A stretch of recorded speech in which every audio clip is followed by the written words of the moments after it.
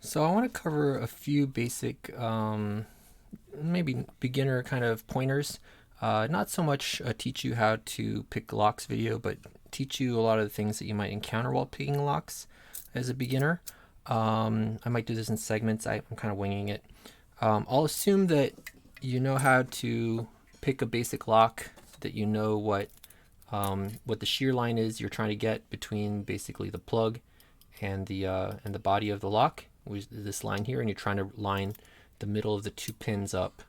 You see those two pins with that line. So I'll assume that you know that. One thing I see a lot of people coming in, and they're wondering why they have to crank the tension way up. So they're cranking the tension really hard, and they can't get this first pin to bind. They're like, I'm cranking the tension like crazy, and I can't get the first pin to bind. So they're cranking like crazy and like, oh, this pin's not binding. This pin. Well, when we say you look for the first pin to bind, it's not necessarily this one in the front. So that comes up a lot. So they'll crank down and they'll have like all their pins binding in there. But the goal is to just apply enough to where one of them is binding. It's not necessarily this front one. It's not necessarily the back one. It can be any of them.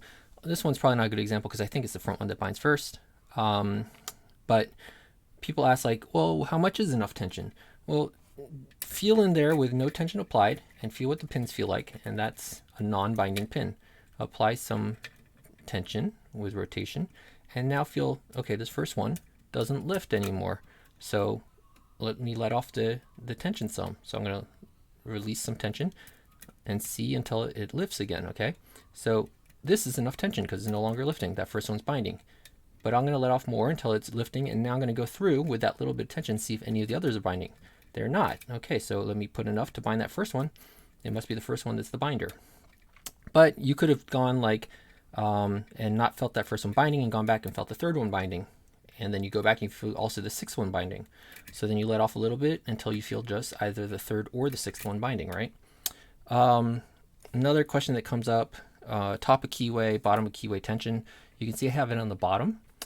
People will say you might bind it on the body, and what's happening is that the edge of this is touching the edge of this body, and when you try to rotate it, you're not actually applying any rotational force on this plug. You're just kind of pushing the plug away from the body. So this only happens with the bottom of the keyway tension. You're not going to have this problem with top of keyway. Bottom of keyway is sometimes referred to as BOK. And one advantage to bottom of keyway is that it gives you this extra little lift to pick off of, kind of a base to use as the fulcrum of your lever. If you don't have it in there, you might find yourself lifting really far to pick. Top of keyway, you can use the same tool and just stick it up there. Now I have top of keyway tension. You might hear people say they're going to use top of keyway pry bar, and these are really good investments. And you can stick that up there, right? My favorite one, let me dig this out. I don't have it prepared right now, but my favorite top of keyway, and this I made two, is just made out of a piece of music wire. And all I've done is ground down the end to be flat so that when I put it in there, I can turn it left, I can turn it right. I mean, obviously I could turn it with either. And you just stick it in there, and now I got my top of keyway tension. Another little trick is that on the one side, I ground it in line, and this one I ground it 45 degrees off. So if I tension it with this side of it, you can see my tension bars up here, but maybe that's not comfortable for me. So I can use the other side, which is 45 degrees further. Now my tension's down here. Knocking stuff on the floor. So if you go to pick this, you might find that you can't reach those pins from the bottom, right? Oh, I can't reach those pins well from the bottom here. Maybe I need a thinner pick, and I stick that in. Yeah, I can kind of reach them, but I still hit that right warding, and I get kind of bound up, but it might work. I'll probably end up bending or breaking my pick. But you see it's got this nice piece of warding on the right side. I don't always have to go from the bottom of the lock. I can go from this right side and lift from there. Obviously, we're going to have to make sure is that this shaft is not too thick that it lifts the front pins when you get to the back. Okay. So looking at this lock right here, we can go ahead and apply some tension. That might be binding on the bottom. Could be a problem, right? But we go in, we can see, okay, that top one lifts up and it clicked. And you can see, hopefully, let me see if I zoom it in some and get a little focus. Okay, there. You can see this front pin. It's all loose now. Okay. The only thing pushing down on it is gravity. Now, if you have a European cylinder, they're often mounted this way around, so you're not going to be able to do this test with these. So that might be a little security advantage that they have mounting their locks this way around. Obviously, the disadvantage is all the dirt is going to just drop right down into those chambers facing that way around. But so that first one is set, right? Now you would go through and you'd start working your way back on other ones and picking your way through. Let me actually, this is a really weird angle. Let me set a couple pins real quick. Okay, there's second one. Third one doesn't feel ready to, all right, fourth one's picked. All right, so I did a lot of them. And you can see this first one is still, you know, floppy. Now, you hear people talk about oversetting a pin. Oversetting is when I push it past the shear line. So let's go ahead and push this one past the shear line and see if we can hear something when I do that. Okay, you heard hopefully a click. That's the pins behind it falling down, okay? And the reason is that when I push that up, it actually rotated the core back a little bit, so those back ones were no longer set or binding, and they all fell back down. Now this one's overset, and I can tell this front one's overset by visual inspection in that it doesn't fall down by gravity anymore. The key pin has gone up into the Bible and is binding up there. If I let go, the spring is going to push that back down right there, and now we have it back again. So when this first one you can do visually and you can see that it hasn't dropped down, and that way you know your first pin's overset. Well, if you overset a pin further back, you're going to have to feel it, and it takes a lot of feeling to feel the difference here between nothing there and a pin there that is just falling by gravity only, no spring, right? So you can go through and you can work your way back, right? So you feel a little click on 1, 2, and you'll get used to, you should probably play with it a while, maybe without a tension wrench, just to feel how many pins are in there, where those pins are, and work your way through.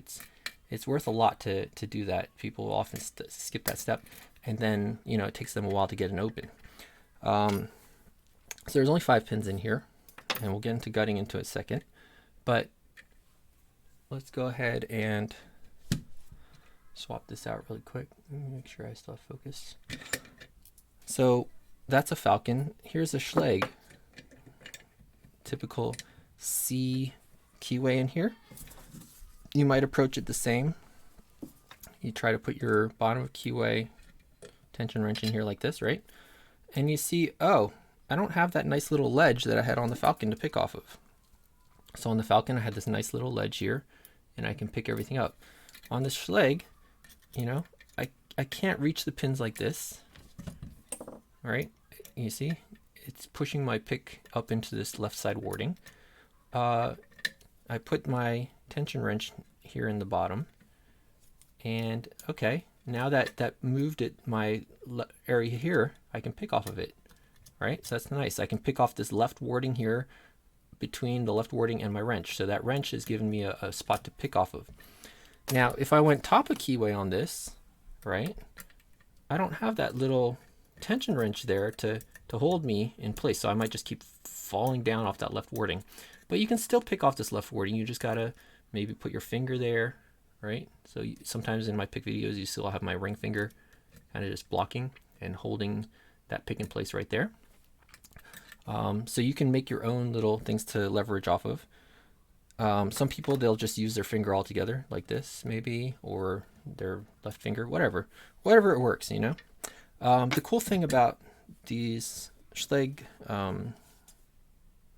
kick cylinder, or Schlage in general, is that these Sparrows locks, right, they're using that same C keyway.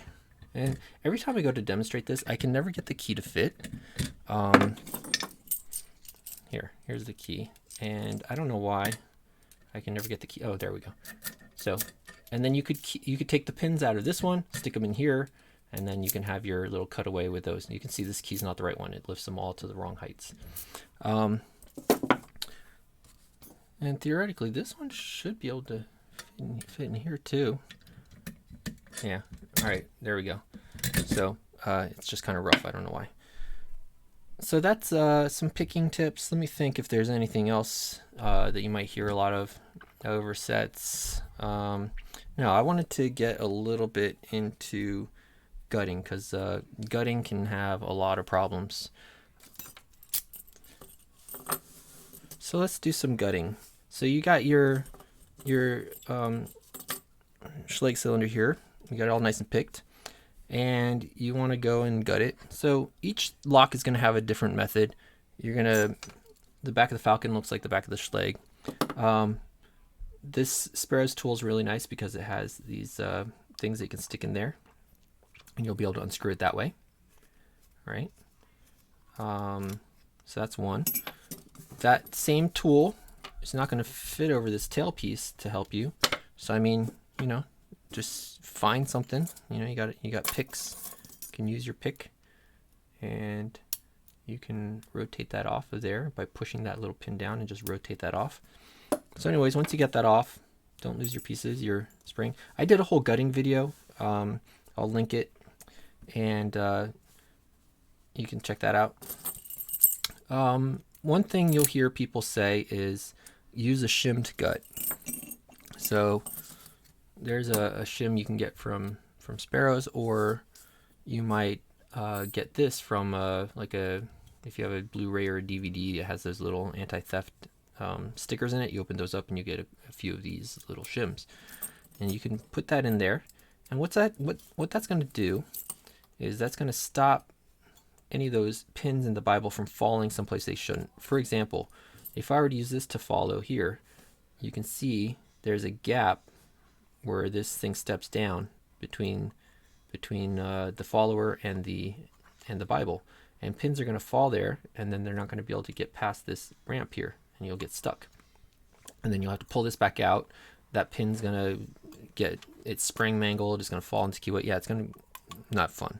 Or you could be doing it from this side, and you mess up your orientation where you have this gap here, right, going there for pins to fall into. So one thing is to make sure that's the right way around. I probably wouldn't use this side. I'd probably use this side, and I'd make sure it's a solid place. Another thing is when you have your key in here, you notice that when I gut it, I put it at an angle. Okay. If you gut it straight on and you happen to pull the key out somewhat while you're pulling the plug out, you could drop the wrong pin in the wrong chamber, get all kinds of mess up. So I turn it, and that guarantees that my pins aren't going to drop down into the wrong spot. Big word of caution: if you don't use a shim and you turn it slightly, some locks have extra holes. Maybe it won't be in line, but maybe right here in between the two, but off to the side, there might be a hole, and there might be, for example, a anti-drill pin there. There could be a contractor hole there. There could be all kinds of stuff, and those driver pins might drop down into that hole, and then you're stuck. And then you got to look at another one of my videos on how to slam the lock into the table to get that free. Now, if you have a shim there, right, the shim's going to act to protect from any of those Bible pins falling into those holes on the plug that they shouldn't, right? Same thing, if you have it here and you pull the key out, you're not going to drop pins into the wrong holes. So it's always good to use a shim. I don't use them half as often as I should, but good to always use a shim. Putting it back together, good to use it as well. You know, you just do it the other way around. You can push it from this side, and you don't need to push it all the way in, because what you'll do is, as you push this thing in, you'll have the shim move with the plug, right? And then there you go. It's put back together. So that's some tips on gutting there. Trying to think anything else. Well, if I do, I'll put it in a separate segment. But otherwise, those are some tips. And if you have any questions, leave it in the comments, and that way I could maybe even make a future video with a compilation of questions. All right, thanks. Bye.